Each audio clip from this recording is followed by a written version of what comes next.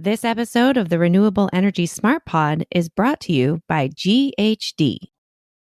Getting to net zero won't be easy, but with the power of commitment, anything's possible. At GHD, we're making energy, water, and urbanization sustainable for generations to come, relentlessly pursuing a greener future with our clients and our communities. That's the power of commitment. That's GHD.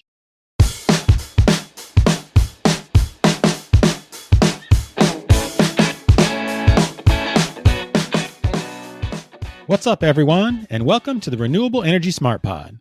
I'm your host, Sean McMahon, and today's show is going to be a bit different from previous episodes. With all the news coming out of the first week of COP26 in Glasgow, I'm just going to do a quick roundup of some of the biggest stories from the conference, and I also want to highlight one or two interesting quotes from the event. In fact, I want to start things off with the first quote. So here it is. Quote, "There is a deficit of credibility and a surplus of confusion over emissions reductions and net zero targets." Now, at the end of this news roundup, I will tell you why that quote is significant, and here's a clue. It's more about who said it and why that really matters. As far as news coming out of the conference, fans of renewables will certainly applaud the launch of the Green Grids Initiative. Spearheaded by the UK Prime Minister Boris Johnson, Indian Prime Minister Narendra Modi, and a host of other leaders, the initiative aims to see international grids carrying more wind and solar on every continent.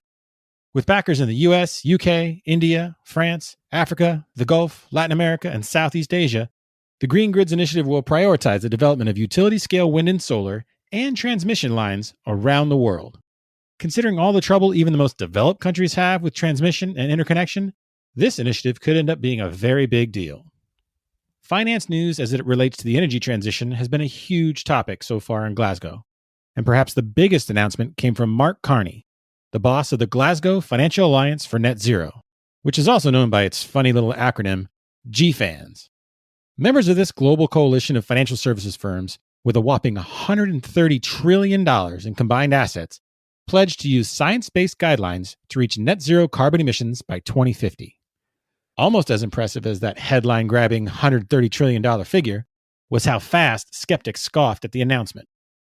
People have heard banks talking the talk before, but it's clear that the crowd in Glasgow is waiting for the banks to walk the walk. That leads to one of the great quotes I want to share. Ben Caldecott, director of the Oxford Sustainable Finance Group at the University of Oxford and the director of the UK Centre for Greening Finance and Investment, responded to the GFANZ announcement as follows. Quote, "We urgently need to focus on the quality and integrity of promises made by financial institutions, not simply their quantity." Ouch! Questioning the, quote, integrity of promises sounds like a very elegant and refined way of calling you know what on the financial services industry and its promises. And Mark Carney is certainly caught in a tough spot. His reputation is a big reason why he was able to cajole banks around the world into joining the GFANZ. But his track record is also what draws the ire of many skeptics. His illustrious career has included stints as not only the governor of the Bank of England, but also the governor of the Bank of Canada.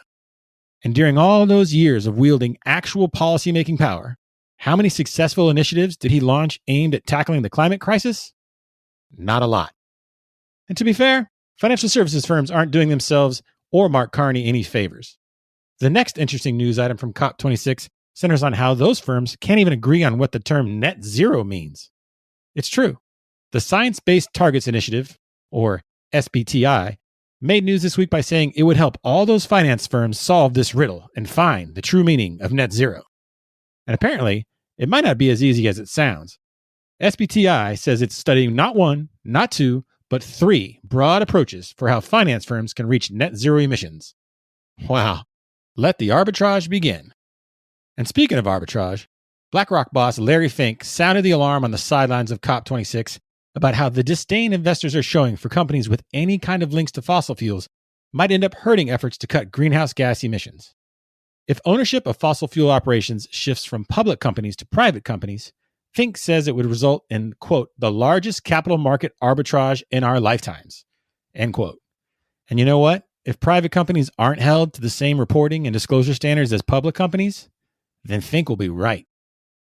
After this quick message from today's sponsor, we'll talk about that methane pledge and one other development at COP26 that might take a long time to pay dividends, But when it does, it might be huge. Getting to net zero won't be easy, but we know we have to make the next 10 years count. At GHD, we're a global professional services firm committed to making energy, water, and urbanization sustainable for generations to come. That means transforming with purpose locally and globally. It means relentlessly pursuing a greener future with our clients and with our communities. With innovation and technical expertise at our core, we believe net zero can be achieved. That's the power of commitment. That's GHD.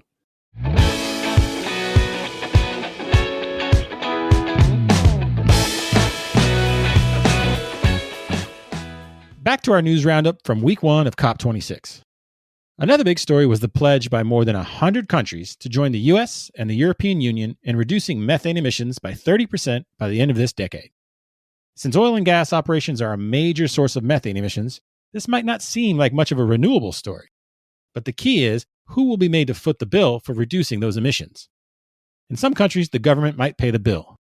But in jurisdictions where oil and gas companies have to pay that cost, that will hit their bottom lines and make them much less attractive to investors. And that would be a very good thing for the renewables sector. We open this roundup with hopeful news about the Green Grids Initiative, something that I was saying might pay off in the end. Well, here's another story from COP26 along those lines. The IFRS Foundation announced that it had made progress in the launch of the International Sustainability Standards Board, the ISSB. So much of the future of sustainable investing hinges on clearly defined environmental and sustainability standards. Investors are flocking to ESG funds, so some clear standards are long overdue. Now, I know some of you might have a hard time getting excited about news from the world of financial reporting standards. I get it. And the work of the ISSB will be slow and methodical, but it also might, and I stress might, end up being a game changer. Think about that story I just shared about finance firms not knowing how to define net zero. I was joking a bit while sharing that story, but make no mistake, finance firms aren't the only ones questioning the validity of net zero. COP26 is only half over, but it's dangerously close to being the event where net zero went from being a goal that is revered to a term that is ridiculed. If you don't believe me, consider the words this week from two people at opposite ends of the, quote, establishment spectrum. Whether you love Greta Thunberg or hate her, you gotta admit she's a master at wielding words like a scalpel. She took part in a cheeky sing-along in Glasgow that took the words to the well-known song, "She'll Be Coming Round the Mountain," and changed them. Changed them to, "You can shove your climate crisis up your you-know-what." Well, when video of this got out, people who were oh so offended by the change in lyrics chastised Thunberg for being so vulgar. Not normally a fan of net zero pledges, Thunberg responded via tweet with a net zero pledge of her own. Quote, "I'm pleased to announce that I've decided to go net zero on swear words and bad language. In the event that I should say something inappropriate, I pledge to compensate that by saying something nice." I'm pretty sure the kids these days would call that kind of comeback a burn. As for the other person, the one from the opposite end of the establishment spectrum as Thunberg, I already shared that person's words with you at the top of the show. Yeah, that's right. Here's that quote again. Quote, "There is a deficit of credibility and a surplus of confusion over emissions reductions and net zero targets." The reason I said it was important because of who said those words is because they came from United Nations Secretary General Antonio Guterres. 20 years ago, you might have heard something like that from a protester outside a COP. 10 years ago, you might have heard it from someone during some low-level panel discussion. To hear it from the boss of the United Nations, the organization that is putting on this event, means this COP is different. It means Guterres, the most establishment of establishment people at COP26, is just as tired as Thunberg of nothing but talk.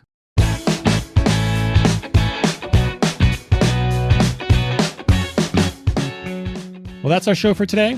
I'm going to put links to some of these stories in the show notes. Once again, I'd like to thank the exclusive sponsor of this episode, GHD. If you like this podcast, please share it with your friends and colleagues, and be sure to follow us on Apple, Google, Spotify, or wherever you get your podcasts. You can also follow us on Twitter, where our handle is @RenewablesPod. And if you'd like a daily dose of renewable news delivered to your inbox, head to smartbrief.com and sign up for the Renewable Energy Smart Brief. The Renewable Energy Smart Pod is a production of SmartBrief, a future company.